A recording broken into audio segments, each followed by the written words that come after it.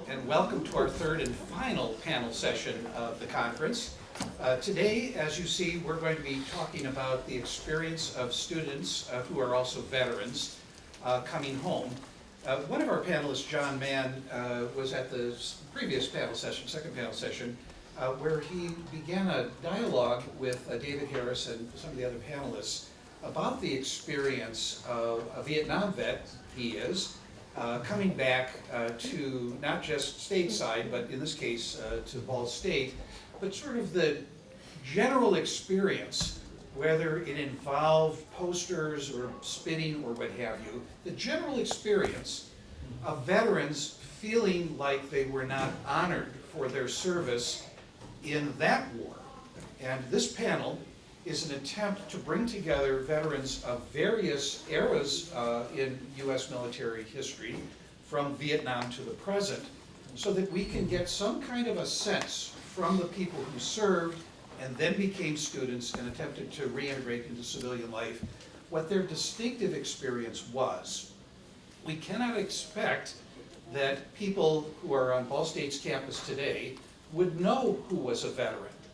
Unlike the cadets in the ROTC program, who have to wear their uniforms one day a week, and so they're marked by what they wear, that they're connected with future service as an officer in the U.S. Army.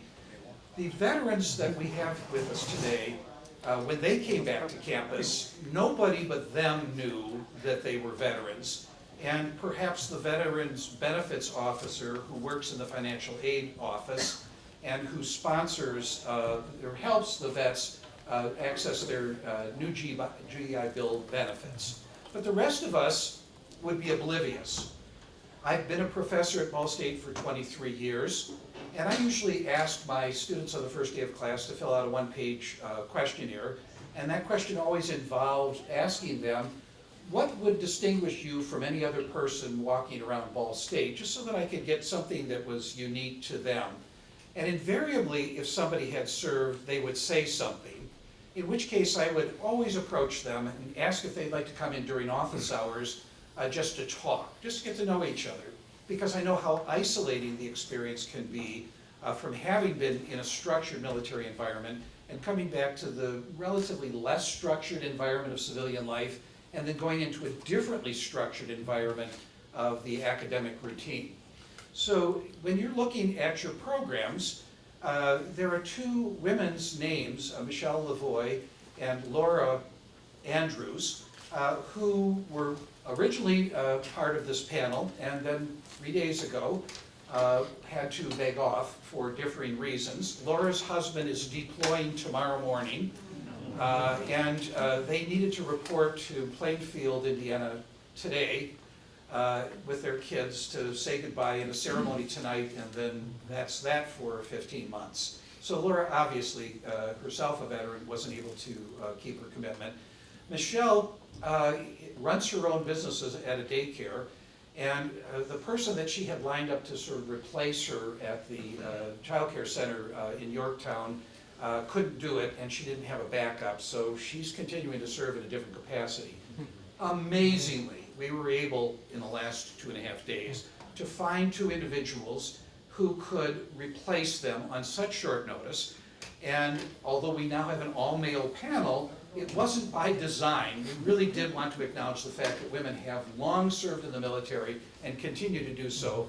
And so, whereas we're deprived of their voices in this panel, in case there is anybody in the audience today who is herself a veteran and could bring that perspective during the Q&A period, we would really value that. So let me tell you that the structure of this will be like the other two panel sessions. I will right now give you very brief capsule biographies of the four gentlemen that are sitting here, and then we will take them in the order of their service chronologically, starting with the Vietnam veterans and continuing through to the current era veterans. So Leonard Davenport, seated second to the end, served in the U.S. Army from 1965 to 68.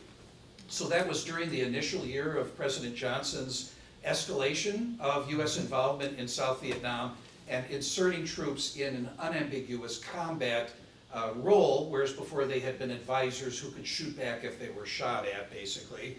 He came to Ball State to complete his degree after serving. He had deployed to Vietnam in the fall of '66, and so that was one of the most murderous years, but it only got worse as the decade progressed. He moved to San Francisco in 1962 after finishing his service in '68, and not surprisingly, being a veteran, he applied for and was able to get a position in the Veterans Administration office in San Francisco. And I think that, and I hope he will tell us about this experience, he wanted to help the veterans, but the VA didn't necessarily make that easy. And so eventually he got absorbed into part of what some people call the counterculture movement of the San Francisco Bay Area during that period of time when the Whole Earth Catalog, if you don't know it, it was called the Sears Roebuck Catalog of the Counterculture, started its first retail store in Menlo Park. He got a job there. And then he was associated with an alternative energy business in Santa Cruz before migrating into a whole other field related to banking, and actually ended his career after about 23 years, I think it was, as an investment banker. So it doesn't look like all those things kind of line up, but a liberally educated individual should be able to apply talents, experiences, and knowledge in many diverse fields, so he epitomizes that. John Mann, if you were at our previous panel session, John asked a question that started from his comment about how veterans felt really disrespected on their way back, reintegrated into civilian life in the Vietnam War era. And if you weren't able to ask questions related to that sufficiently, you'll have the opportunity after each of them has had a chance to speak for about 7 or 8 minutes.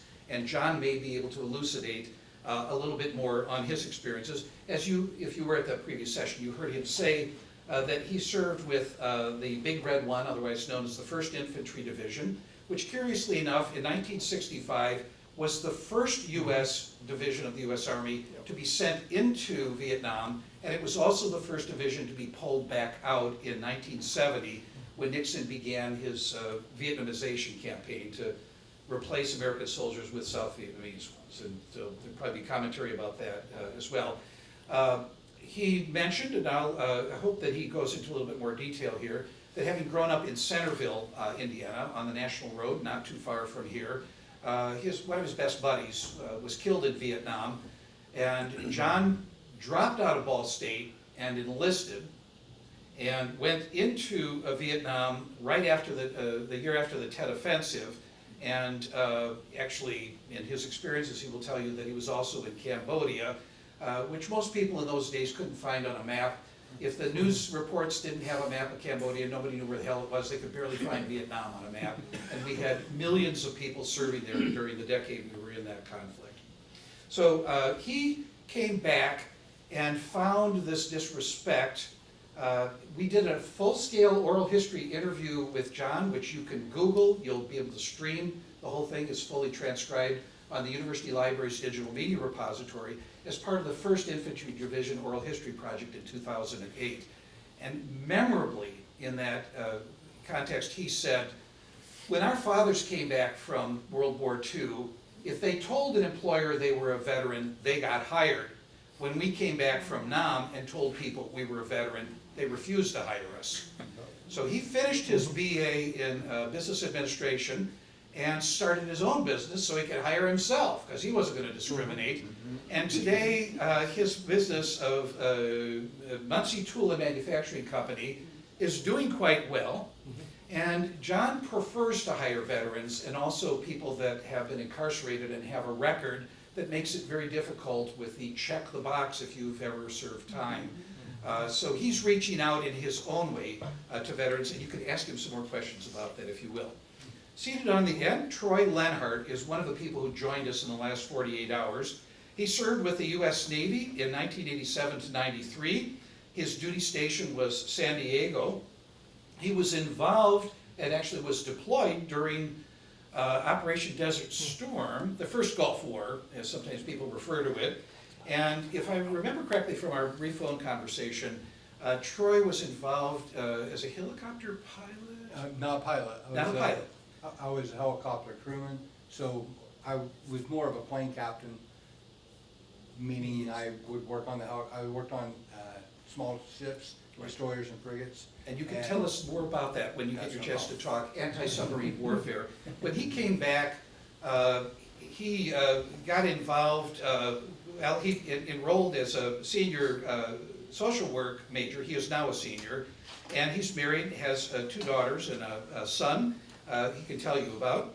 And he works part-time with the Delaware County Veterans Administration office in the courthouse and hopes to earn a master's in social work degree and continue his work professionally with veterans. Devin Hamilton served with the U.S. Army from 2004 to 2009. He, with the U.S. Army, during which he did 2 tours of Iraq. He returned stateside and discovered that he was suffering from the effects of PTSD. And he's married to Veronica Hamilton, who is also a veteran, she of the Air Force, who is also a Ball State student. Devin just graduated this summer from Ball State with a bachelor's in telecommunications and video production. And while he was still an active student, he had a work-study position down at the Delaware County Veterans Benefits Office, and actually used his video production skills to do a video for their office. I found out about him because he was featured in a Muncie Star Press article last March, and I clipped it and put it in the file for this panel just in case we needed another panelist, and he, continuing to serve his country, decided to come today and talk to you. And finally, last but not least, in the middle of the row here is Greg Lane. And exactly 1 year ago today, he was featured in a Ball State Daily News article about his work-study position. Also, let's see if I'm getting this straight here. No, I'm getting things mixed up here. Graduated in just this past spring with a Bachelor of Science in nursing? Mm-hmm. Okay, and is now a graduate student in the physiology master's program. During his service with the U.S. Marines in 2007 to, you put 7 years in, was it 2013 or 14? 14. 14. He deployed to Somalia and Iraq, and it may come of news to some of you that we actually have U.S. military service personnel in Somalia. That's one of those hot spots in the endless war, and maybe he can bring some enlightenment to us about what that was all about.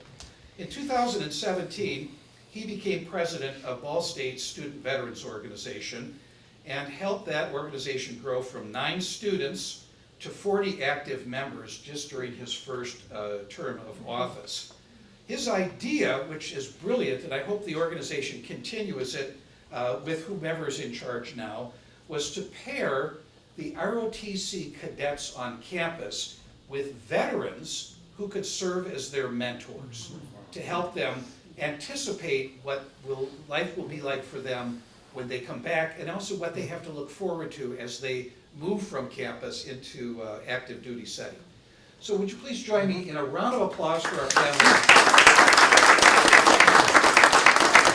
And then we will start with Benner Davenport. Thanks all for coming today, and to the organizers as well. This has been a real trip to come here. I came from San Francisco. I want to let you know that I did not volunteer to go to Vietnam. My father was a World War II veteran. I kind of messed up my educational opportunities at one point and was pretty high on the draft list, and my father encouraged me to join the Army so that I would have my choice of service. So I went into the finance branch and attended the Army Finance School at Fort Benjamin Harrison in Indianapolis. And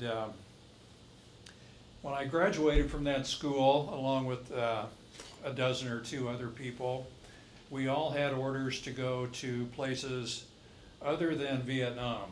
My instructions were to report for duty in Germany.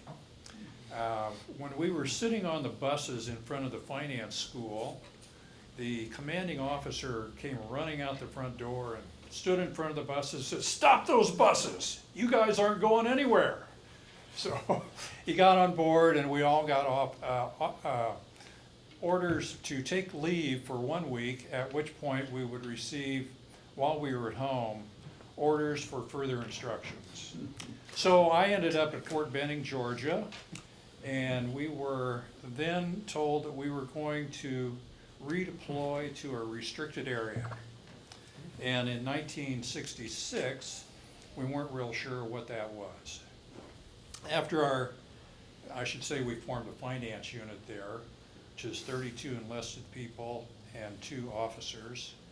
We went to Oakland, California, shipped out, ended up while we were in the ocean finding out we were going to go to Vietnam. So that was my introduction. When we landed there, we formed with another finance unit that had been in Saigon and stayed there for a year. When I came back, I went back to the finance school, this time as a grader of tests for officers who were in the finance school. I wanted to get an early out so I could come back to college, came to Ball State, graduated and worked for the VA in Indianapolis. And I had a friend who was in California at Stanford who encouraged me to get a job in the Bay Area. He thought it was a great place. So I requested a transfer with the VA and got it, moved to the office in San Francisco, and as Michael said, it was 2 years after that, I left that job and got involved with the Whole Earth Catalog. So that's kind of my early history around the Army time. I don't really recall having a particularly difficult time. After I got out of the Army, I came here. I eventually found that there were 3 or 4 other Vietnam veterans here, and we formed a group, Vietnam Veterans Against the War. I think it was a chapter that we started here. Eventually came in contact with the Moratorium group, marched in the march here in Muncie, went to the March on Washington, generally encouraged people that I knew to think harder about the Vietnam War, talked about the experience of my friends, people that I knew, many of whom had been killed in the Tet Offensive, to rethink their support, if there was any, for that war, because it was unjustified. I really learned more about the war when I was in country. The second day that I was there, our unit was attacked, and it's a terrifying experience if you've come from an easy life as a college student and you're suddenly thrust into a position like that to find that people are trying to kill you. So that only lasted 1 night. This is part of what David Harris alluded to as hit and hide. The Viet Cong would come lay mortars down around your perimeter. Everybody gets excited. You run and get your rifle and you go out to the wire, and nothing else happens the rest of the night. But they've disrupted your day, they've disrupted your whole unit. You go back to bed and you can't sleep. You wonder if it's going to happen the next day and the next day, and eventually you become complacent again. 3 or 4 months later, they do the same thing again. So you're always sort of on edge. You don't know what's going to happen from time to time, from moment to moment. I recall this after that episode, that the 2nd or 3rd night that I was there, I was on guard duty with one other soldier who had been in the Saigon finance office, who had joined up with our unit in Long Binh. And he was the first person who ever raised a question with me about what we were doing. He said, "Do you have any idea why you're here?" And I said, "Well, Sure, the Army sent me here. I'm supposed to be doing a duty as a cashier.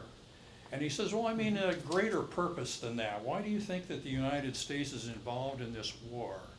Do you have any idea if any of the people who live here have asked us to come here? And that really provoked the questions in me.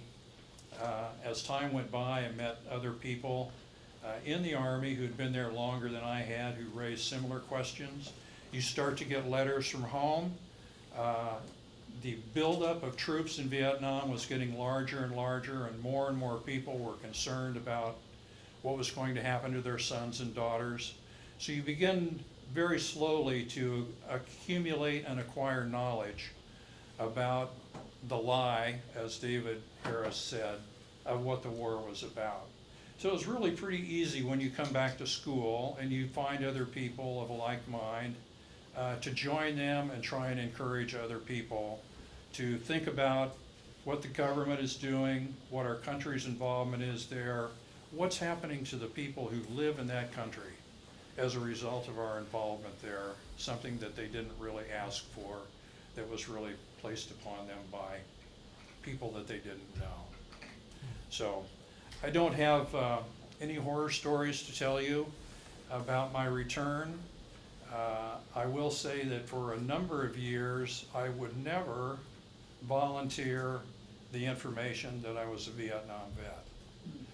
It was probably in the 80s. I was living in Palo Alto at the time. There was a Veterans Day parade in Redwood City, a nearby community, and it was the first time that they were going to have a unit of Vietnam veterans in public. And after that, I didn't feel quite so bad, but it's still not something that I broadcast widely to anyone, but people who ask, I'm happy to tell them that I was there and what I did. So, thank you. John? Oh, okay. My thoughts about the Vietnam War when I was at Ball State were almost non-existent. I didn't even think about it. You know, I didn't watch the news. I was studying and drinking a little bit of beer. And so I didn't pay much attention to it. And then March 11th, 1967, one of my best friends from high school, from Centerville, was killed in the 1st Infantry Division. And so that really brought it home. I went to the funeral and I just experienced a lot of things, the grief and so forth from his mother. And I thought about it for almost a year. And so in my junior year at Ball State, I made the decision that I'd join the Army. I joined 2 years unassigned, wanting to go to Officers Candidate School. I passed the qualifications, so I went down to Fort Benning, Georgia, and graduated and commissioned a second lieutenant. I came home for a leave, and then 30 days later I was on my way to Panama Canal Zone for general warfare training. And they taught us how to eat raw chickens and to rappel. After that was over with, I went to Vietnam and was processing in country. They do a lot of paperwork and so forth. And they gave me what's called a dream sheet. A dream sheet is them asking you, where would you like to go? What unit would you like to be with? So I, of course, said the 1st Infantry Division. And guess what? They gave it to me. I was in the 1st Infantry Division. I didn't realize they were going through lieutenants pretty quickly, you know, so they needed to resupply. So I was off on the way to 1st Infantry Division. Did some in-country training, was assigned to a unit, and on my first mission, we were going to an area of operations, and we were on a break, a smoke break, if you will. And I heard this sound in the distance, and it got louder and louder, and I heard and I recognized it as a 2-stroke motorbike. Well, lo and behold, here comes a girl on this motor scooter right where we were at with a case of Cokes on the back. And the guys, I hadn't been there. I was green as I could be. But the guys had been there for a while in my platoon. They said, LT, can we take another break? I said, well, yeah, I guess so. We don't have to go right now. And so things happened. And then after that was over with, we went on our mission. I thought, is this what this is all about? This is crazy. I never expected anything like that. Well, obviously that's one of the lighter moments. You know, our first firefight, you know, when I got to experience AK-47 bullets going by my head, I woke up. I said, what am I doing here? But it was too late at that point. So I went through my assignment with the 1st Division. President Nixon let the 1st Division come back home to Fort Riley, Kansas, and then I was going to get reassigned. So I went back to the rear area, back to the dream sheet. They said, where do you want to go? I said, well, gee, I don't want to walk. That's too much trouble. So I think I'll take helicopters this time. So lo and behold, they gave me the 1st Air Cav Division. So here I am in helicopters. I got, I don't know, a couple of air medals, I don't know. And it was a lot better flying. The only problem is you're kind of a sitting duck, and they know where you're coming in at, and they know when you're taking off. And Hueys are a favorite target of the enemy. So I made it through that, and I had heard stories, and I'd seen some reporting. I had one guy tell me that his unit, prior unit, had told him to take his military uniform off and put civvies on, because they didn't want to be identified, because they were getting a lot of flack from the protesters in California. So I didn't do that. Basically, when I got ready to go back to home from Vietnam, one of my friends that had been in OCS with me was coming back at the same time, and we were both infantry first lieutenants. We both had war trophies. I had a Chinese communist pistol, and he had an SKS rifle. And we got off the airplane, he had the SKS rifle slung over his shoulder. And my pistol was in my duffel bag. So we start to go toward the airport, so there's no protesters. Nobody was gonna meet us there. I thought, well, gee, if they do, they're gonna see this guy carrying a rifle, and they're probably not gonna try to antagonize us anyway. Knowing we didn't have any ammunition or anything, we wouldn't have done it anyway, obviously. So we went into customs check-in, and we both kind of thought, it's like, we knew this for 24 hours or so. We were flying back home from Vietnam. We finally realized that we both had illegal contraband in our duffel bags. And it's like, what are we going to do now? Because if they catch us, we can go to Leavenworth. And I'd rather go to Vietnam than I would Leavenworth. But anyway, given the choice. So anyway, we came in, and they looked at us, and of course we're in uniform and everything, and he's got the rifle and everything. Oh my gosh, here we go. They said, come on in, fellas, come on through. And it's like, oh my gosh, we did dodge one there. So we went on through customs. We boarded our airplanes to Chicago. He went to West Virginia from there, and I went back home to, well, Dayton, Ohio was my airport stop. And I got to Dayton, Ohio, and my dad and stepmom picked me up there at the airport. Nobody else met me there because they were off on a wrong schedule, and they were like an hour late, which was okay. So my dad was there and stepmom. We went in terminal, talked a little bit. Not one word was said about Vietnam.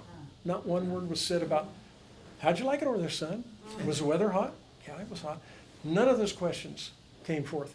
And so, obviously, I didn't answer any questions I didn't get. I didn't volunteer any information because I figured, oh, well, he wouldn't understand anyway. He's not experienced that, so how would he understand it? So I went home, wound up coming back to Ball State to finish my senior year in business. And when I got back to Ball State, I wasn't sure what to expect. I'd heard about some of the protest groups and so forth, but I'd never actually experienced being around one. So I got to Ball State, there was nothing. There was nothing. And I even tried to maybe get their attention. I would wear my field jacket, which was like a winter coat, canvas. I had my 1st Infantry Division patch, 1st Cav patch, CIB, Jungle Expert patch, my rank. I had everything on it, which was totally against the law. And so I wore that to my classes all winter quarter. And I just walked to class, just hoping somebody would say something derogatory. It never happened. Everybody was friendly. We even used to take the Veterans Advisor girl out for a beer once in a while. I mean, everybody got along well, you know, and nobody said anything. So once I got out of Ball State, I know I'm running out of time. Once I got out of Ball State, I went home, I got a degree in business, Bachelor of Science degree in business. I went to work at Richmond Gear as Assistant Production Control Manager, and I had a variety of jobs, executive jobs over the years. But I did notice that in my resume, I had all my military background, had who I'd served with, I'd been an infantry first lieutenant, so forth and so on. And I didn't get the job responses that I thought I would get. Well, it finally took me years to realize that when they said that, they saw that in my resume, they didn't want me. They thought all Vietnam veterans were a little wacky, I guess. And a few of them probably were. I was wacky before I went over, so that would have been an excuse for me. Anyway, it did cost me some jobs along the way. So that's pretty much my story. In a capsule, I would be welcome to answer any questions you might have, even specific questions, and you're not going to hurt my feelings. So I guess that'll do it. When we do the Q&A after. Yes, the session yes. starts. Okay. So next will be Troy. Hello all. First time, so bear with me. I served in the 80s. Was a lot different than Vietnam era. People were being drafted. There was a war going on. I was in a period of time when the only people that were going in were people like myself, someone who didn't have, I was poor. I was my escape. Yeah, nothing to do with patriotism. I was lied to by John Wayne. Thought it was, I was going to go up a whole bunch of hills, woohoo! And, I love America, all that, but it wasn't what I thought it was going to be. I was going to go to the Army. I had an older brother who escaped poverty by joining the Navy, and I was going to go tanks. And I remember talking on the phone to him when he was home, and he's like, "You going to go to the Army?" And I said, "Yeah," which is great, not knocking the Army. He goes, "If you're going to," I wanted to go tanks. I thought tanks would be cool, It would be, it'd be great. But he goes, "Well, you get stuck in Kentucky." I'm like, "Oh, no." That's not seeing the world. And so he said, "If you go to the Navy, remember the Navy's always at a beach." And I went, "Oh, yeah, you're right." That's where I'm headed. So I went in to the recruiter. I had a back brace on, and I had really bad asthma. I took the back brace off and lied my butt off. My parents jokingly like, "Yeah, go. You'll never make it past MEPS." So I come home and say, "Guess what? I'm going in the Navy." They were pretty upset because I kept getting kicked out of things before then. I was just a happy-go-lucky stoner kid. Had nowhere to go but up. And so I went in as a hydraulics, aviation. I love aviation. My grandpa was a B-26 bomber pilot during the war. Loved to hear the stories. I loved Doolittle story. I loved all that. That was the John Wayne movies I loved the most. So I thought, I'm going to go. Well, another thing that helped me get in the Navy was Tom Cruise and Top Gun. I come out of the movie theater and there's a recruiter there. Says, "Hey, you want to join the Navy?" "Well, yeah." And he's like, "Do you want to?" He goes, "What do you want to do?" I said, "I want to fly." He said, "Have you ever heard of the Warrant Officer Program? I can get you flying in 4 years." I'm like, "Okay." So, so with that, my brother's advice, I'd go in. I wasn't a pilot. I went as a hydraulicsman. I got to school after boot camp and found out the hard way that I'm not a mechanic. When they said, "Go grab the Phillips screwdriver," I was looking for somebody named Philip. So I struggled through class. I made it all the way through class, but I was the one squid that wasn't going out partying on the weekend. I wanted to not repeat any kind of class. So I was studying my butt off, which should have, retrospect, shown that I could have gone to college a lot earlier. I'm 51, I'm in college.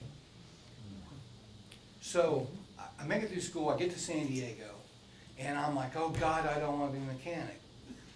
So I find they first put you in what they call flight crew. So you're working like, I'm E1 boot camp, so I don't know anything. So the first thing I'm doing is I'm putting shocks under wheels. That's all they're going to let me do. So I start proving myself. I really loved working the flight line. It was, you know, the jets flying over, I worked on helicopters. And so I was stationed on land in a helicopter squadron, but now we'd be attached to a destroyer or a frigate. And it was a different ship every time I would go out to sea. So I was lucky enough to be stationed in San Diego and got there in '87. Fell in love with the culture there.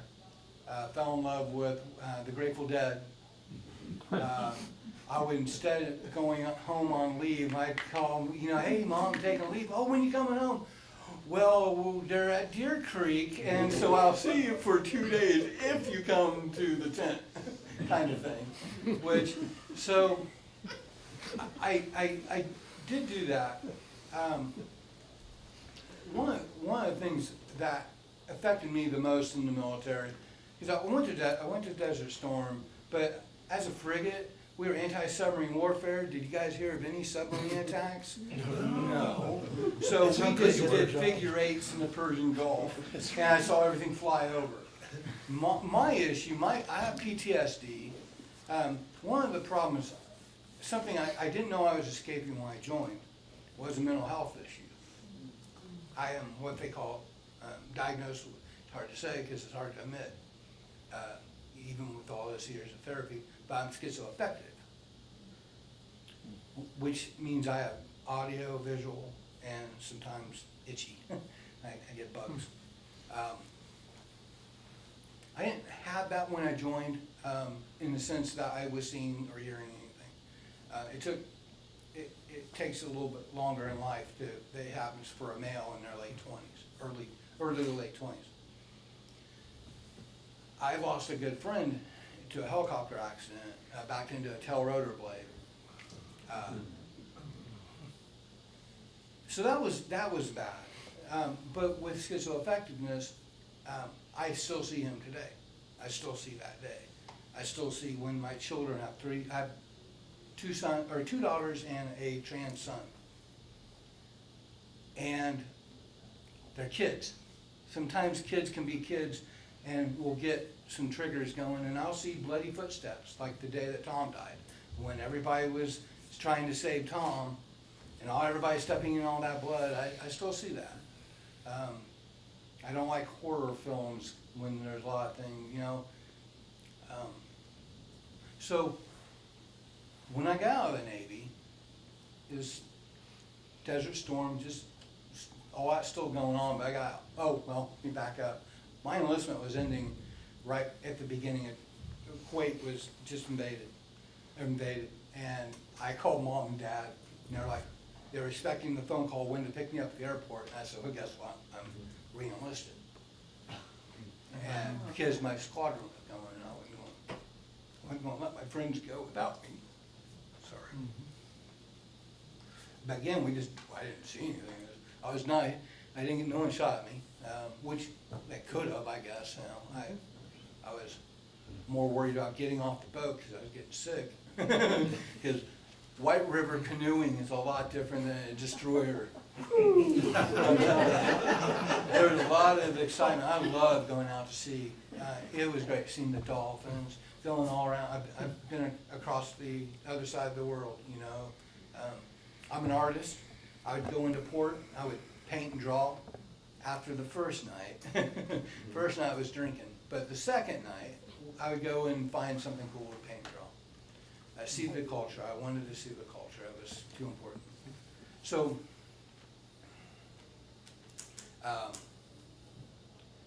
so when I get out, it was the 80s. I'm sorry, I'm kind of broken here. I didn't have anybody to come home to that cared. Nobody gave a crap. You know, no one understood. I had no friends that were in the Army, Navy, Air Force, Marines. They were all joined. My brother and I, we are He's a Reds fan, I'm a Cubs fan, so there's a whole story there. So we don't get along. So there was no, I had no bond. I lost it. I went into following the Grateful Dead. I had seen things that all these different triggers, I had to bury them, I thought.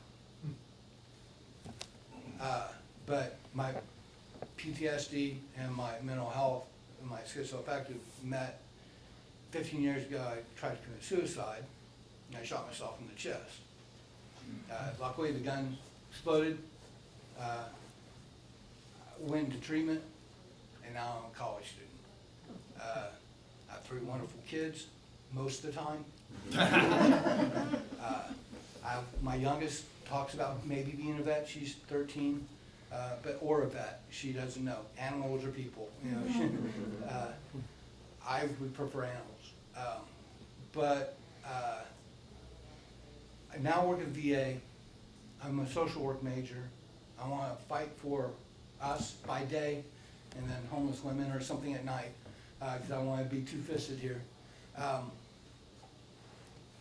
I work at the VA Veterans Affairs Office here as a work study. It's a great program. And with that program, it's been the best therapy for me as a veteran. I came back to being a veteran. I work with Devin periodically. The brothers, I got this brothership that I had lost. Oh man, it's nice to be among my brothers and sisters. There are no women on my ship, so it's mostly men that I deal with this. But I'm proud to be back being a veteran, because for the longest time no one cared. You know, you're a veteran. I came up with the veterans were like Rambo, right?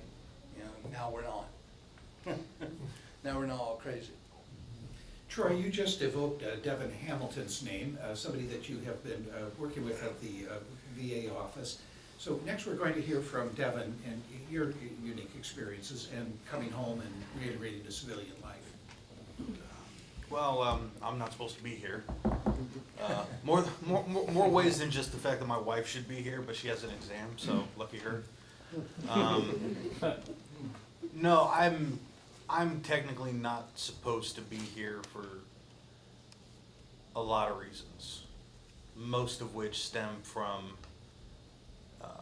my souvenirs from Iraq, which was PTSD, traumatic brain injury, things like that. I was told not to go to school by medical professionals, that I wouldn't be able to hack it without probably living up to some stereotype of, you know, hurting a bunch of people, things like that.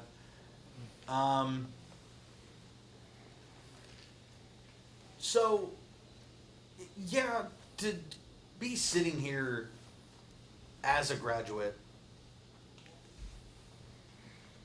is kind of weird in a way. It almost kind of feels like a lie, because there's a lot of time I spent on this campus in a daze. Yeah. There's not a whole lot of, you know, the college experience, you know, which, you know, coming in after years and years and years of waiting to go to college and finally getting to go to Ball State at 30. You're not exactly making a lot of young friends, I'll tell you that. Well, we're the creepy old guys now, aren't we? Set the Leave kettle. the door for you, man. Please, not me too. So worried. Sorry. Oh, Sorry, man. Devin. We keep him in a small office. Yeah, VA. They're like, oh, I'm the only Navy guy too. Sorry, buddy.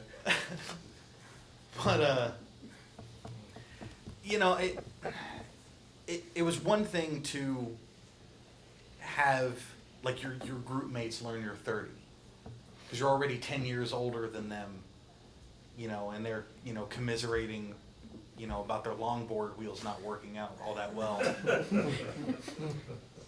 You know, and I'm a little more concerned about the mortgage that I'm kicking in on, and, you know, now my check engine light has been on for 2 years. But like, it was such a separation there, which was one thing. But I cherished that separation more than I cherished the idea of anyone knowing that I was a vet. Because that stems from what I was told, Jesus, going on more than 15 years now, by a medical professional that I'm only going to get worse. I don't get to get better. I get to get worse. My memory will fade faster than it should. My attitude will change. And I basically just get to shut down earlier than normal and die. So why go to school? And the only thing that I had in my corner was the fact that I had said I had joined to go to school. I didn't really have any other options. I wasn't exactly a stellar student. So, and I can't throw a football to save my life, so I wasn't getting in that way. But beyond that, I hung in there. I basically kept that to myself. Because the moment that somebody understood why I was like that, which, you know, some of you may have noticed beforehand, I had resting grunt face on, where it's very difficult to just smile in general. But I tend to just have that face on so people leave me alone, so I don't have to explain. For months. I mean, Oh, you didn't? column A, column B, really. So I'm playing. I'm joking. You can tell we're coworkers. I wouldn't want to have to explain it to anybody because I don't want to have to explain the concept of, hey, listen, I'm a little wacky. I'm sorry, but I went overseas for a couple of years as a kid, and now I just get to be a basket case and try really hard not to freak you out. That's pretty much it, you know. So I kept that part to myself, but I had plenty of jokes about being the older guy in class because that was a lot more fun. The fact that I am here and have graduated, and for the faculty that did help me along after discovering that I was a veteran, because a lot of them noticed that I was having trouble in class. They didn't know it was because of that, because I didn't bring that up to anybody. But once they did figure that out, they were able to kind of put two and two together, and they were able to, you know, at least pull me aside and help me out with the hard times. So for that, I'm eternally grateful. But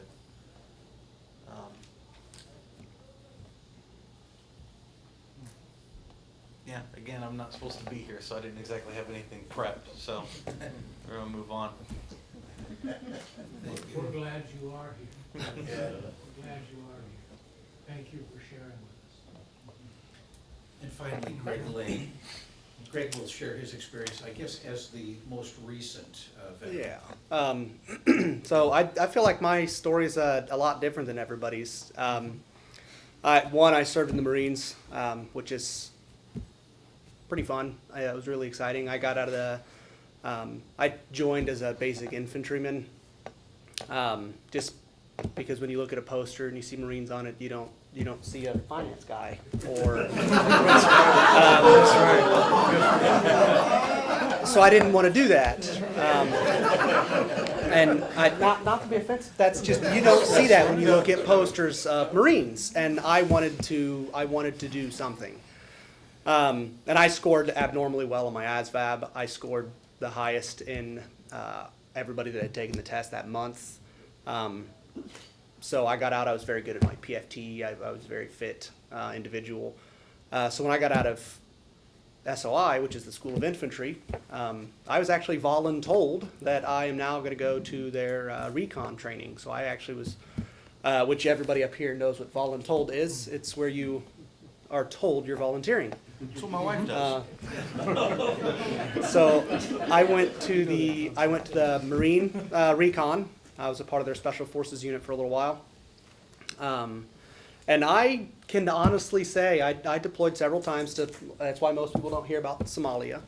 But I can honestly say that beyond a shadow of any doubt in the world, I am unbelievably proud of the work I've done in the military. I loved every day. I would do it again in a heartbeat, and I'd never question it.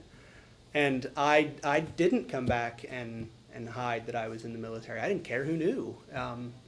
I came back to Ball State, and I got here. I worked for the DEA for a little while after I got out of the Marines. They wanted me to move to Columbia. I wasn't having any part of that. So I joined the Sheriff's Department in Madison County. Decided I didn't really enjoy doing that kind of work anymore. I had some sway from my son, who was 5 at the time, and I decided that wasn't for me anymore. I wasn't going to do that. That part of my life was behind me, and it was time to move on. So I came to Ball State, and I had a upper division advisor who told me that I should pick something easy because military dudes struggle, and that was her exact words. Military dudes struggle, pick something easy. And again, I'm kind of up for the challenge. So I joined the nursing program, and I got a bachelor's degree in nursing and pre-med and a minor in chemistry, just because I don't like people telling me I can't do things. So I really, really enjoyed my time here. I was in my 30s in a nursing program filled with 19 and 20-year-old girls. So that was unbelievably exciting, not only being the old man, but one of the very few men in this entire program. And they all knew I was in the military because, again, I was proud of that, and I didn't care if they knew. That was something that I did proudly tell them. They would ask, well, you're much older, what did you do before this? And my chest would puff high, and I'd get to tell them that I did something that a lot of people are afraid to do, and I loved it. I just graduated. I was the president of the Veterans Organization here for a while. So if you were a student here for the past 2 years, I've probably reached out to you more than once. And I thought that was a wonderful program as well. I finished my bachelor's degree. I currently work at Eskenazi Health as a registered nurse. And I'm here at the master's program getting a master's degree in advanced physiology while I wait for my MCAT score so I can apply to med school, which will hopefully be done sometime relatively soon.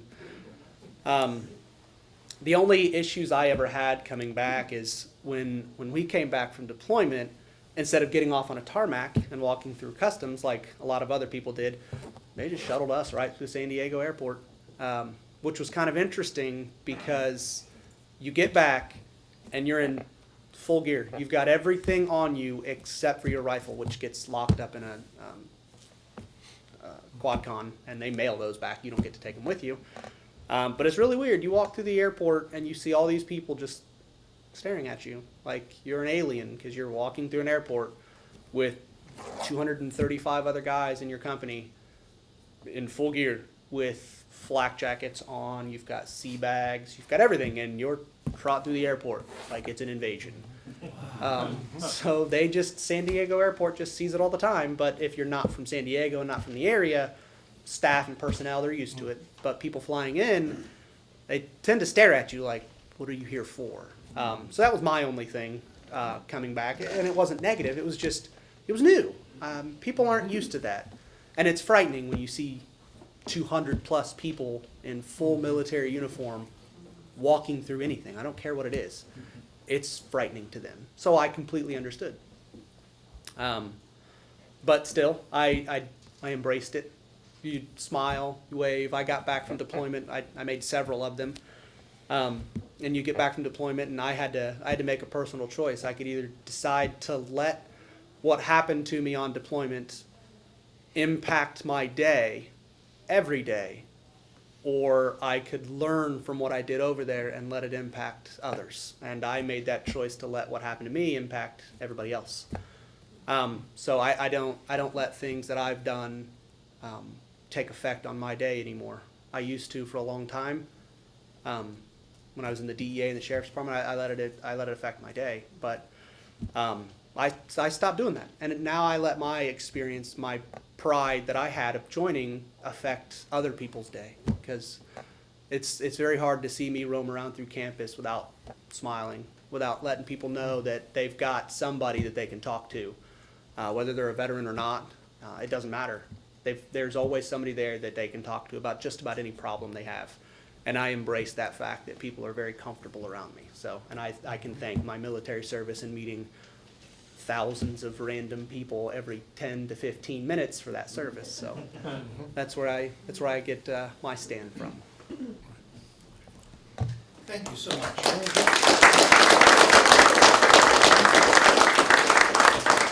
We are so lucky. Unlike when David Harris gave his keynote address and there was no time at all for questions, we actually have an adequate amount of time for questions. And I hope you have some for our panelists. May I ask you to speak as loudly as possible, because we're recording this and there's no other mic that you would walk up to make sure that your voice, posing the question, gets on the recording. So we throw it open to you. What would you like to ask our panelists? Karen? As an upper division academic advisor, what should the advisor have said? What would you like advisors to ask you? What do I want to know about you? What should I know about you? When I first took over as the president, my big thing when veterans would come here is I never asked, well, what do you want to do? I found a lot of people would look at you and go, I really don't know. I never thought I'd do this. I honestly wish you would have taken 10 seconds to go, what do you enjoy? Mm-hmm. That makes a big difference, because what do you want and what do you enjoy are completely different questions.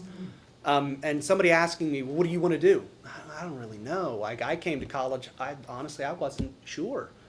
So having somebody ask that question of what do you enjoy, I think makes a huge difference. When we had started this mentorship program, I had a young man come up to me, and he was enrolled in 5 or 6 different classes, and I was like, none of this seems like it's really cohesive. Like, what are you doing this for? He goes, I don't know. I talked to my upper division advisor. She signed me up for 5 classes. I don't have a clue what I'm doing. I don't want to do music theory. I have no interest in this. And I asked him, I was like, what do you enjoy? Like, what kind of things do you genuinely enjoy doing? And he said, you know, I really, when I was in the Navy, I really enjoyed like computer software mechanics. And I was like, okay, well, let's look into that. And we brought him to Teachers College and the building behind it, which I don't remember what that's called. AT, there you go. Yeah. We brought him over there, and we got him in touch with a couple of people over there, and come to find out, he just graduated last summer, or this past summer, with a bachelor's in computer software engineering, because he loved it. But that's he went to those classes and he excelled because somebody had the audacity to go, well, what do you enjoy, instead of what do you want? So do you think it's a matter of not looking at you as a veteran Yeah. and the stereotype Mm-hmm. damaged person coming Yeah. back, and rather going back to the person? Yeah, I think it makes a huge difference of the individual. What do you enjoy? Because everybody can look at a veteran and go, God, I bet they like guns. We do. I mean, but that's not all we like. So I really think that at that big question of, and I'm sure everybody up here, if they went back to college, they'd say, you know, what do you enjoy? Like, we have social work because he enjoys working with veterans. You know, we have telecommunications because that's what he enjoys doing. But I'll bet you anything, nobody asked them at the beginning, What do you enjoy?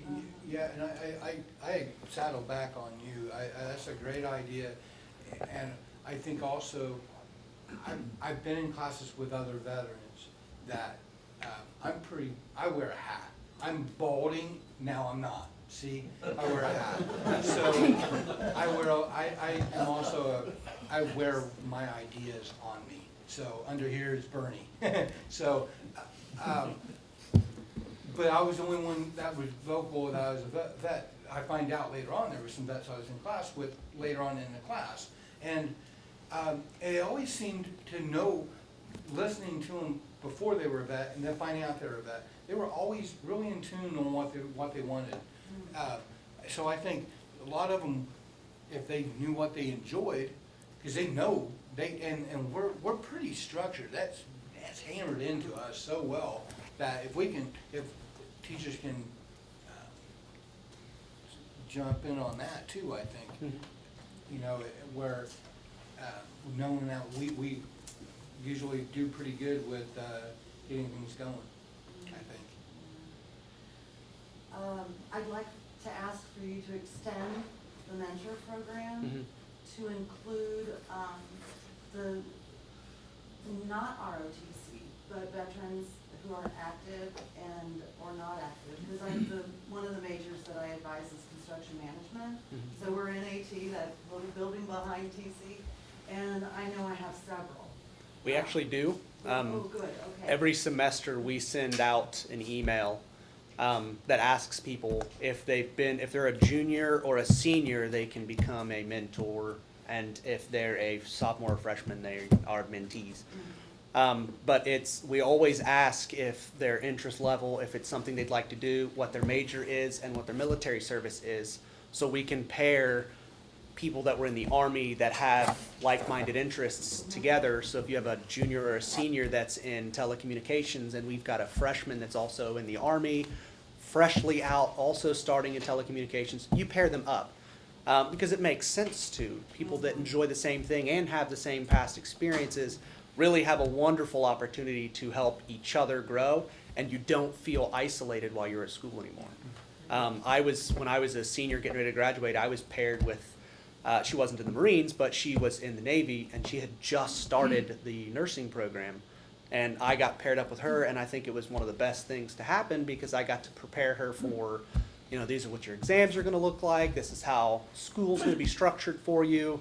And as much as it sounds like it's going to be a blast, I would give up partying and social life, because in 2 years you can have it back, but you really need to focus on giving that up now, because it does go away for a little while. Karen, could we put your original question to the other three panelists that haven't had a chance to respond, if they would care to? I know Devin was evoked a short bit ago, and I don't know if Devin had a particular perspective about how academic advisors could perhaps be more helpful. I think your statement on going past them being a veteran, I think for the most part of dealing with 5.5 years of trying to figure out if I was disabled enough or not for the government, I don't want to talk about it. I don't care anymore. Like, getting to college was the first normal thing that had happened to me since getting a job at a news station in Montana while my wife was in the Air Force. Like, it wasn't until that moment that I said, holy crap, I can be normal and I can work. Forget what the doctors are saying, I can do this. Like, that's fine. And then for a long stretch of time, I lost out on that when my wife got out of the Air Force and we came back here. It started all over again. I had to go through that process all over again through several different offices. And by the time that I would get here, I don't need you to coddle me because I'm a disabled veteran.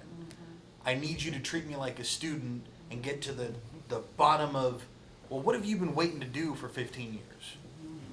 That's all I would want. I don't believe it's quite necessary. Understandably, there are some things that you have to focus on in terms of their disability. You know, if there's a physical disability, obviously you have to know some things. You have to work through some things. mental issues, yeah, that's a whole nother ballgame. But you guys have several different offices that handle that stuff just fine. You know, I never had to use them because I had professors and everything who were super okay with working with me. You know, I didn't have to use disability services, which was nice. But yeah, I think that would probably be the biggest thing is just, you know, just treat us like a person for once, because the government sure as hell wasn't trying all that hard. Wow, I really appreciate that, thank you. Just before we take the next question, John or Ben, would you care to provide a perspective? I know you've been out of school the longest. Yeah, I graduated 54 years ago. No, not that long ago. I graduated in 71. But anyway, when I came back, you know, I was treated by the advisors, everybody, the way I wanted to be. I'd already gone through 3 years, so I was already locked into my business degree. And so it was just a matter of finishing up the classes. So me and my field jacket finished up the classes. In your oral history, you referred to a professor over in the business department. I was going to bring that up. Good. Professor Dorothy Harms. She was a wonderful lady. She's a friend of mine. She is? Friend of mine, Dorothy. Oh, I better watch what I say then. Okay. I'm glad you said that. No, Dr. Harms was very nice to me.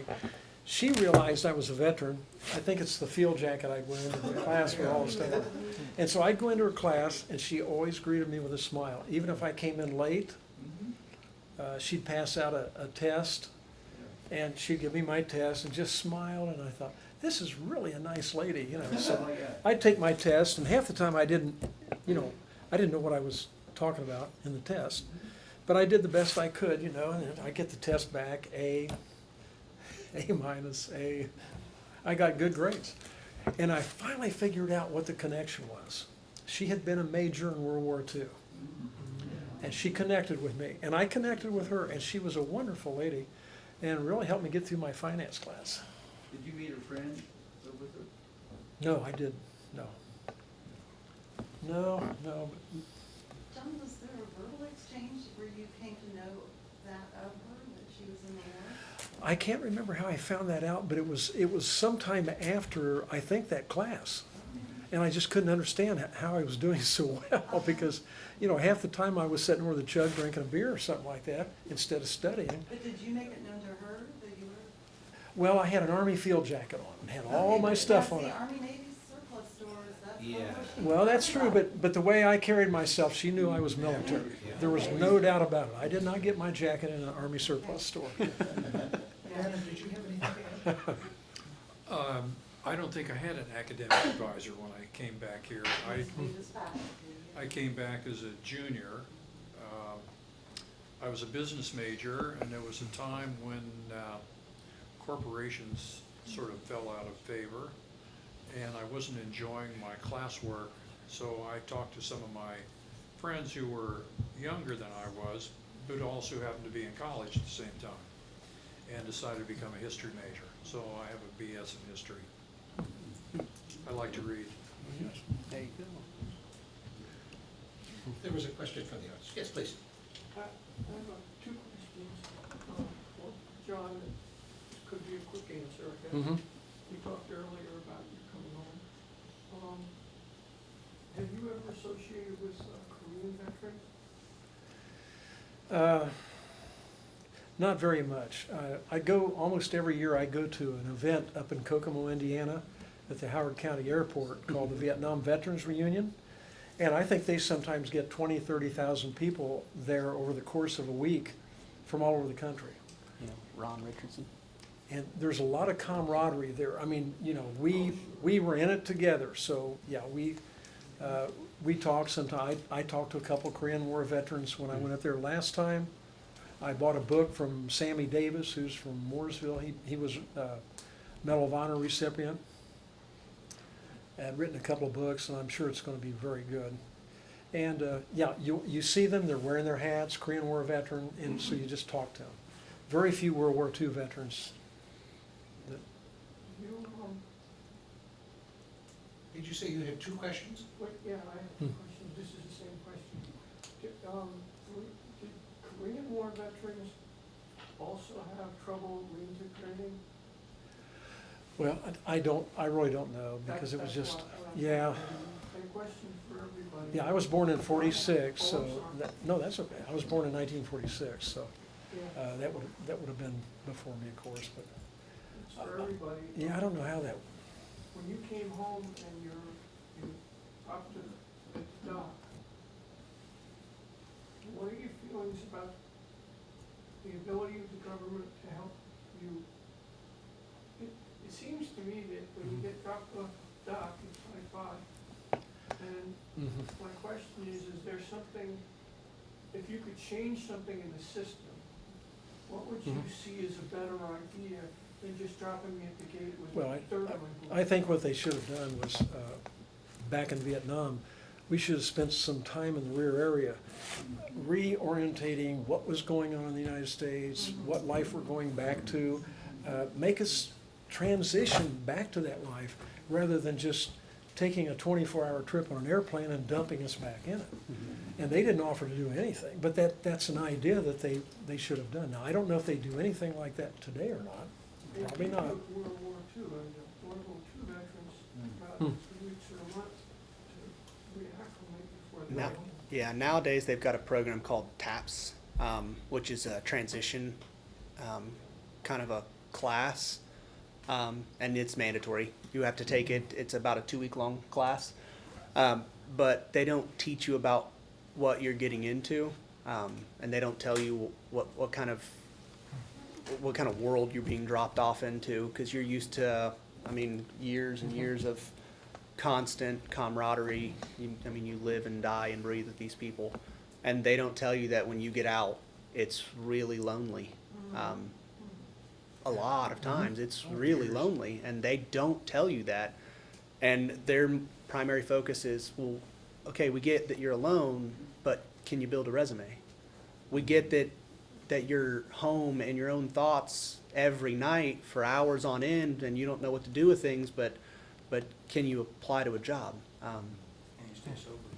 Can you not drink? Do you know how to get away from, having that beer? Do you a lot of times I really wish they would have taken that opportunity to go, here are some resources where you can meet people that have done the same thing as you have. Here's an opportunity for you to find some people that care about you just like you can care about them, and that did their time. They don't tell you that it's really lonely for a long time. One thing Vietnam veterans learned as our experience being ignored and so forth is that there are groups of veterans organizations all over the country, Vietnam veterans organizations, and they go to airports and welcome back veterans from Iraq and Afghanistan stuff, because they know they believe that's important, that they need to be welcomed back and they need to be acknowledged. I know And I think it's great. at the Veterans Affairs Office here in Delaware County, within the last, I'd say 5 years, that our office has exceeded expectations 100 times. We're now leading county in Indiana with outreach to veterans. Some of the things we see is the lack of knowledge of what we deserve when we get out. I don't know how many times a week I will see a veteran come in, a Vietnam veteran come in and say, hey, I heard someone was telling me the other day that I could get a tax benefit on my own. Well, yes, sir, you can. Well, how much, and so you get but he's lived in his home for 30 years. They don't give you back that money, but for 30 years he didn't get that simple thing. Or a bonus on it, or a deduction on his license plate. How many people in here that's been driving? How many license plates have you owned that you didn't get? Or how about when you're getting ready to pass because Agent Orange is eating you alive, but your wife is doing fine? What benefits does your wife get? Well, I don't know. So that's the information. That's one of the things I'm going in for, is to try to help that, because I see it daily. We're having a crisis with homelessness right now, and it's not the ones that you see on TV they make in the movies. This is the people that just can't make a living wage, have some issues. Not all of them have PTSD, but they deserve to everyone deserves, but, you know, we need more out there. Homelessness, I can't go into too much detail, but a family, we could not house, because it was a family. How do you house children? You know, that happens a lot in this area. And one of the things I want to do is to try to build some homes around here so we can get some more housing for people. You know, not just veterans, because when you help a veteran, you're helping a family. So you're helping, you know, if you help me right now, you'd help 7 people, and 6 of them didn't serve. So it's a community effort. So anytime you help a veteran, you're help them, and I'm always saying a hand out, but hand up, or just work together. You know, that's good. Could that be organized by some government agency or something? Well, that's the Services problem there. themselves fund- Right now, no, not at all. Yeah, I mean, there's grants, and one of the reasons I'm going to school, one of the things I really want to learn is to write grants, which apparently is a myth in this school. I can't find a grant writing class. I want to, but there's money out there. There's a lot of money goes back. From what I've heard, there's more grant money goes back than given out. So, Reach out to the library. to the library, okay, great. I'm a transfer student, so forgive me. The That's the public library. sociology department. Okay, okay. And the public library's got a good one too. Awesome, because our office is growing and we're looking for outside sources because we're a county RAM thing. We're looking for federal, because we have issues. We have a drug issue all throughout the world, or all our country. So, you know, we hope, there are all sorts of, thank you, I'll do that. Sorry. Anyone else care to comment? Okay, next question. It's just a comment, actually. My brother was a field medic in Vietnam for 2 years. And so everybody, I guess, comes back different. I never forget it after the teenagers. He came back and he said, "Don't ever ask me a question of what I've done." Never. So not everybody will want to talk about it. Sometimes it's just, and he never commented on it. Well, I think, real quick on this, one thing, I'm a big historian too. I love, World War II, everybody came out of that generation and they didn't talk about it. But then they raised the next generation to hold your feelings, you know, put dirt on it. And then they went to Vietnam, and then they came back, and then, so you had 2 generations that don't talk about it. And he fit right in there. And then, right, he was definitely in that. And we're coming out of that. For years, I could not, now I will scream at the top of my lungs. I could not for years tell you that I had a mental health issue. I couldn't tell you that I was a veteran, that I did this, but now I can. And so, I think that's important. May I add one comment from more than 10 years of doing oral history projects with military veterans? This was an observation, so I'll put this out as anecdotal. The World War II generation talked about coming back from a war they won that nobody disputed had to be fought, and they stepped up and did it. When they came back, they had VFWs and American Legion halls with bars.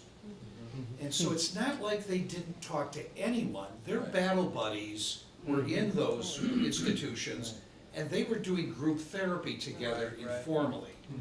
When the Korean vets came back, they didn't win their war. It wasn't a declared war. We haven't had a declared war since World War II. And so what's the deal with the Korean vets? So they weren't necessarily welcomed in these institutions. And then when the Vietnam vets came back, they definitely weren't welcome.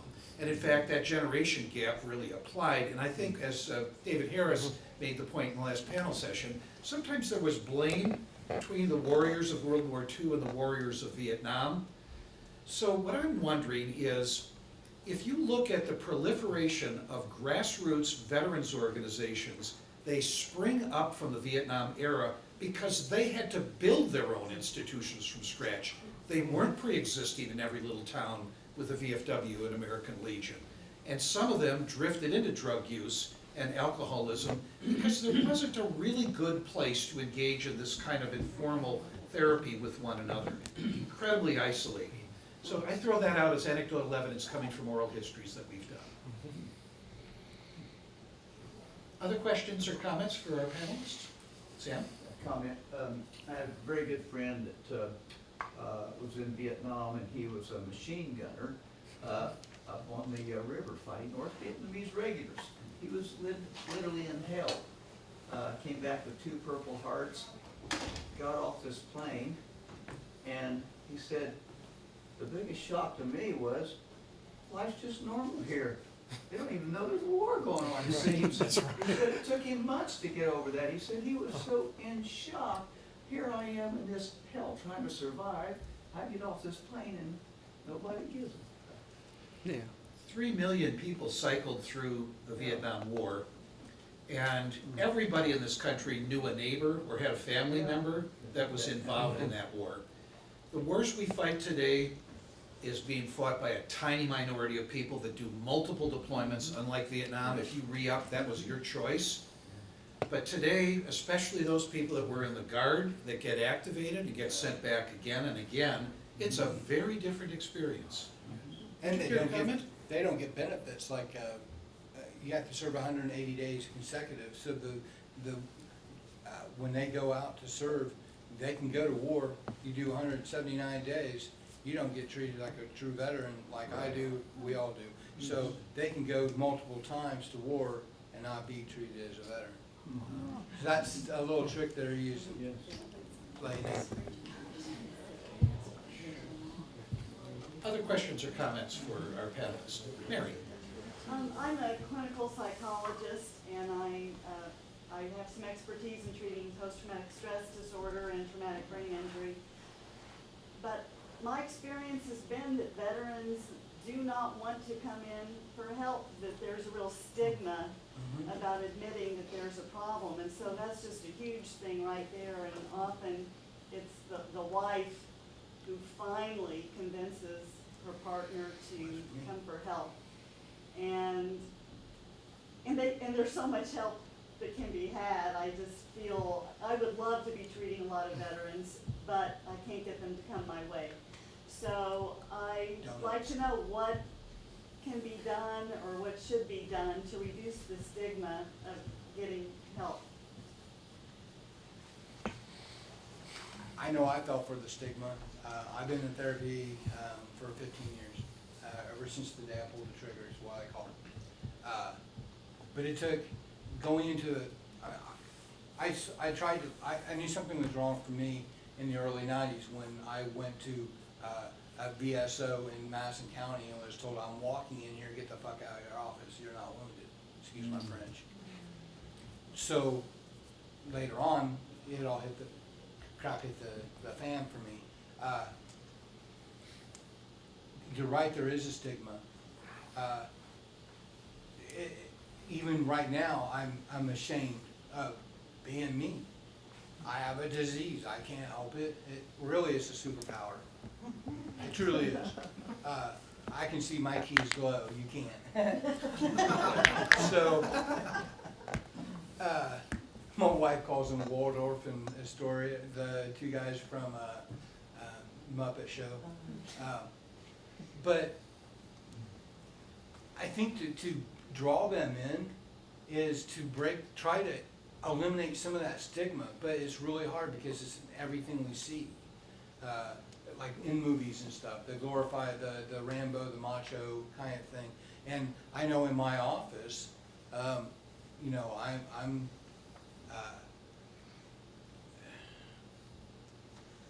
there. I think our office is full of PTSD patients, but very little of us go to therapy for it. I don't know why. I don't know how to. I don't know what you could do to reach out. I think there's a solution to that. It's just like he said, when you come back from World War II and you have all these military guys getting in bars, having a drink, going through group therapy, for me to go to a therapist or a psychologist that has absolutely no idea what I've done, what it means to do what we've done, and to just go, well, I can treat your disease, I can treat your disorder. Yeah, but what are you doing for me though? Like, what have you done to where you can relate to what I've got? or to what you can relate to what I've seen, or you can relate to where I've been, I think it's a really big stigma of, well, what do you know? Yeah. You've never done it. You have no idea. I'm sure you read a really good book once or twice, but you have no idea. And I think that big stigma comes into play with people in my generation, that it's like, you don't have any idea, and I'm sorry. But I think that breaking that stigma would be more of getting more involved in the things that veterans are going to come to you about. That would probably be a real big step in the right direction, understanding what they're talking about, what they've been through, just so they feel comfortable with actually talking to you and opening up, instead of just, because as soon as you get a veteran and you're like, well, I mean, I read a book about the war, they're going to shut down. They don't care what you have to say. Nothing you say or do is going to help them anymore, because I'm glad you read a book, but what good does that book do me? It's kind of like going for drug counseling or alcohol counseling to somebody that's a teetotaler. Mhm. My wife's a therapist, graduate from here, and she's never drank or anything, and she's not, I can talk to her about everything but alcohol or drug addiction, and I can't talk to her about the military. She loves me. Of anyone that could give me, not really therapy, but, that spousal thing, even with the training and everything, it's not there. I think your point is great. Is there a way to get veterans to treat veterans? Is there some kind of promoting you could do, like you're a nurse? Yeah, make college not so uncomfortable, and they'll want to come here. Yeah, They'll want to veteran come here classes because the veterans have interests. Like, I have interest in helping veterans. I became a nurse so that I can help everybody. Like, I don't mind just helping only veterans. I want to help people. But make it to where it's not so unbelievably uncomfortable to come to college. Like, I get that I'm old. I don't care. I mean, I'm fine with that. I'm glad you're 19 and the hardest thing you've ever done is get dumped for prom. I don't care. Like, I got told the other day that one of my kids in my class, I'm the same age as their grandpa. So that's comparatively, I was the grand old man of the nursing program. I was older than everybody else by 10 years easily. Yeah. Mary, may I just insert one comment, and then we'll take another question from Karen. I've mentioned a couple of times that my students and I have been doing these oral history projects. We're not the only ones in the country. There are really hundreds of people out there that are doing oral history education and trying to get younger people, civilians, to get into conversation with veterans. And we have found the veterans report to us, if they show up for the oral history interview and are taken through a structured life recall, where they're asked to reflect back on their experiences and try to make sense of it, that there's some therapeutic value of doing that outside of a therapeutic setting, because they're speaking their truth to somebody who's genuinely interested. And often what veterans report, John's experience was case in point, people didn't want to know their experience. They were not interested. They don't know how to talk to veterans. All they know how to do is to say thank you for their service, and it seems like a cheap, empty gesture. In fact, it's about an insult, because it's easy to say and it carries no weight. But having these life narratives that are then introduced into the public helps to destigmatize the experience, because you never get a narrative that replicates the John Wayne masculine stereotype. You get vulnerability, you get regret, you get pride, you get confusion, all of the things that come with military service, particularly if one has been in a combat environment. So one of the things that I'm really evangelical about is to get people to engage in long-term conversations, to draw the narratives out of people. That can only be done if you foster a sense of trust and rapport, so that somebody will open up to you, and that doesn't come easily. We had to ask 15 veterans for every one that would show up for an interview, showing you the great reluctance, because as was just pointed out, you don't have any idea. You don't even know where to begin to ask questions. But if young people who are curious and disciplined about posing questions of veterans can engage in that type of a narrative development, then together they can get that story out, and that may have the ability to destigmatize the experience. Yeah, and show general interest in what you're actually asking. Like, I served in the Marines, I was in recon, I did deployments, I did things. Don't ask me how many people I've killed. I know. Don't ask me what's the worst thing I've seen. Don't ask me how many bodies I've seen lying. I don't care to remember that, and I'm not going to, because it's things that they want to ask questions, but they want to ask questions that are like, so I saw this movie, right? I don't care about your movie. So you shot people, right? Move on. Like, move on. Just move past. Ask me what I did in the Marines that I enjoyed. Ask me where I did, like what the countries I've been to. I've been to Thailand. I've been to Guam. I've been to Somalia. I've been to Iraq. I've been to quite a few different places. I've been to Malaysia. Ask me about the experiences that I enjoyed. Don't ask me about things that I regret. You'll get those later. You will. Because if you show interest in what I actually did, you'll get the questions later about the things that I didn't enjoy. But if you want to generally know about an individual as a person, don't start with, so you shot people, right? That's not the way to start. That's nowhere near the way to start a conversation with a veteran at all. So I think that's a lot of things, like when you go, like I would never go have a beer with John and be like, so did you shoot people in Vietnam? No, it's, what was the country like? Because I want to know the kinds of things that he did that made him proud of his service. Like that's the kinds of questions that veterans ask other veterans, because they know that there are soft spots. There are subjects that are taboo that you don't need to hear about that. I don't want to tell you. And people every day at work ask me the same questions, like, oh, you're in the Marines? Did you shoot people? It's like I've done more damage, now, like CPR hurts people every day, and I do it every single day. Like, you don't ask me about, oh, when's the last time you cracked someone's rib during CPR? Nobody cares, because they know it's expected. But I'm a large individual. It happens almost every time, but nobody cares. What they ask about now is, what do you enjoy about being a nurse? Well, why don't you ask about what I enjoy about my military service?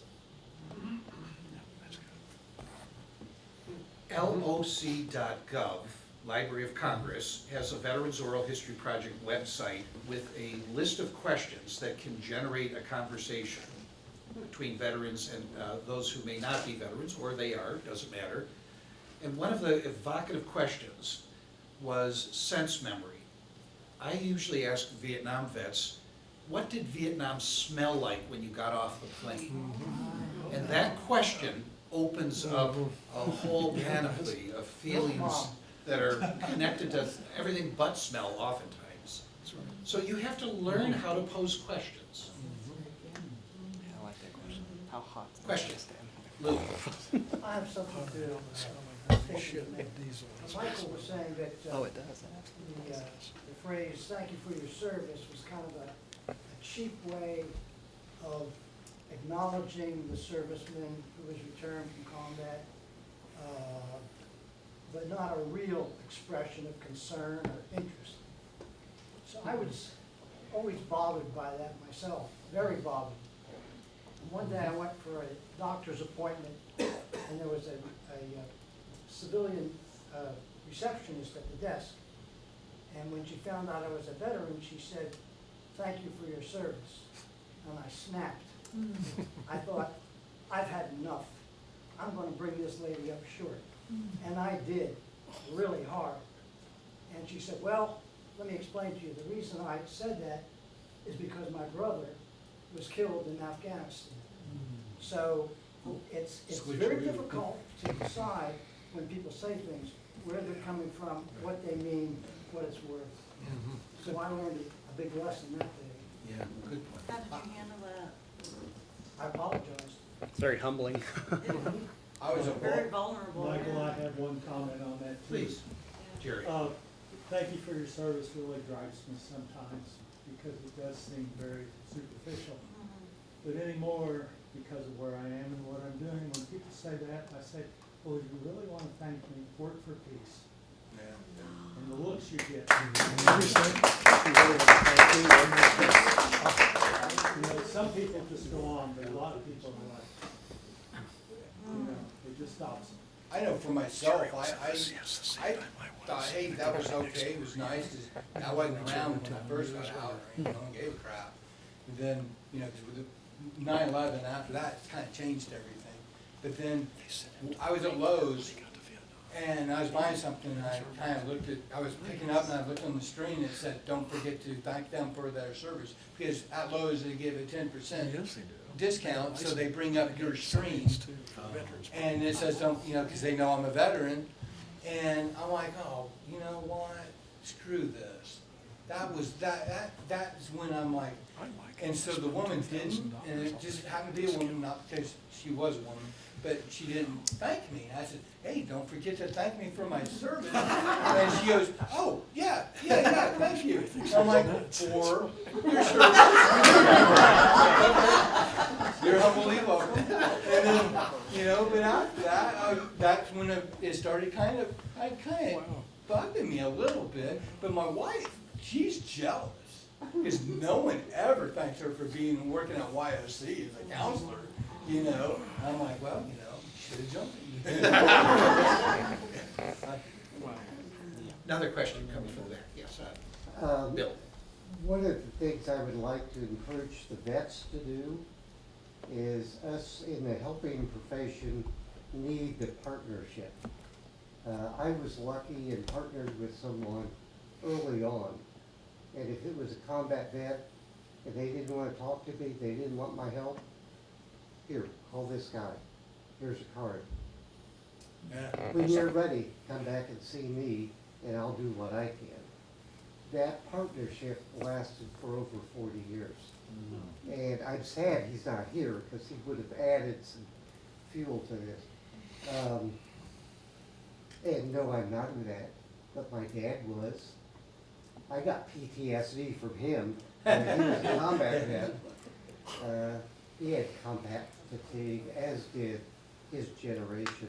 And yeah, they just talked to each other. He wouldn't talk to my buddy, even though they both had been vets. You know, but he just said, we don't quite get along. Well, one's my dad, one's my friend. So anyway, as vets, reach out to those that are out there that can help. And in turn, if you find someone good that you trust, keep that network going. I believe you had a question. Yes, please. Someone pointed out to me that we are doing a lot of thank you for your service publicly. At the football games, we bring up veterans and the cheerleaders shake their pom-poms. How do you feel about that? Do you feel it's exploitive, or do you feel it's welcoming? And I'm just interested in your take on that. I feel like it fuels that fire of meaninglessness. Yeah. If I hear it out in town, but it's just generally broadcasted on the Megatron at a basketball game, what meaning does it give anymore?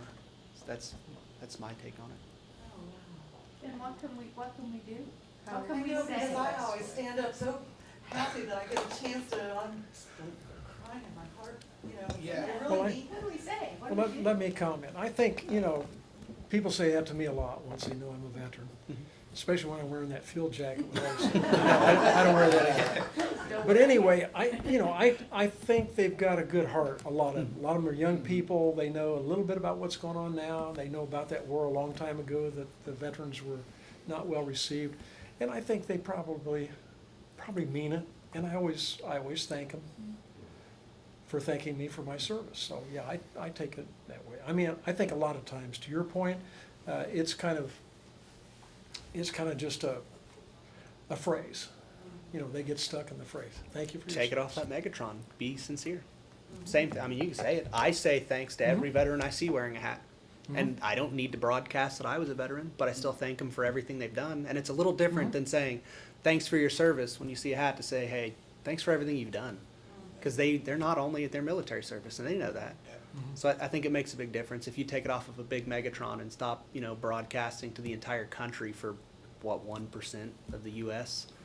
Be meaningful with it. Like, say it if you want to, but mean it. Don't just be like, hey, I read on this sign, I should say thanks. Hey, the basketball game said thanks, I guess I will too. So I say it to every veteran I run into, just because I do appreciate everything they've done. But I always say with, thanks for everything you've done. It's a little different than hearing, well, thanks for being in the Army, or thanks for your service, or that's how I do it. So Vote I would better. speculate that for Vietnam vets, I have a particular problem because my generation, people like us, treated you kind of unfairly when you came back. And now when I see that in the uniform, I thank him because I feel guilty that I didn't bring you back the way you should have been brought back. And that's the only way I know how to express it. Right. It's interesting to me that it causes a negative reaction in people, and it bothers me, but that's why I do it for your generation. Sure. I think it's more because it's broadcasted on TV and basketball games, and it's just losing that sincerity behind it. So, I think that's the problem. It's just losing sincerity. If everybody says it on TV and nobody means it, then the 5 people that say it and are wholeheartedly, concerned and thanking you for what you've done, it's lost meaning. If you cry wolf 100 dozen times, the one time you mean it, or you run across that person that says it and means it, do you really care? I think that's the big part. You know, they had the big thing with the taking the knee during the national anthem. I always thought it was really ironic that they were also upset about that, as like half the stadium was going to take a pee during the national anthem, or going to get their beer because, hey, that's the time they don't want to miss the game. I thought that was kind of blowing up, and I'm getting really tired of everything. We're not a military state. I don't want it to be in a military state. I don't want this. When I was in the Philippines right after the Marcos coup, and I was in downtown Manila, and we stayed in the hotel that the coup took place in. Saw the bullet marks, and you can still smell the flashbangs and whatnot. And I saw people walking around with machine guns at any place that had money or food. I don't want to live in a place like that. And so when I think help us veterans is to vote, make sure we know who we're voting, local and state and federal, because we're sending people. Here's another problem. We got Vietnam veterans, and we got Gulf War veterans, and we got and Iraqi and Afghan, but there's a lot of Somali veterans that aren't considered in they're a conflict veteran.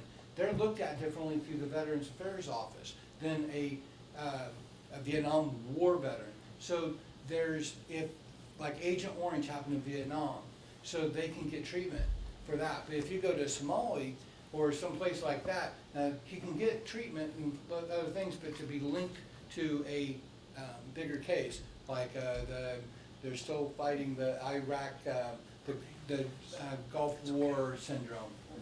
Okay, well that was in a war. There's not going to be a Somali syndrome. So he'll get just so much, but not enough if there is a syndrome worth having, or you know what I mean? So vote, so we know. I'm not talking about our president now or anything, but we got to stay on top. We got to educate our children so they know, because the next generations. I have 3 daughters, or 2 daughters and a training son, and I'm willing that they have every right to go or not go, as anyone, and I don't want them to go for something stupid. We don't need another Vietnam or anything like that. I mean, I don't know. We've now come to the end of our program, and I cannot thank you enough for coming, but would you thank our panelists for being here?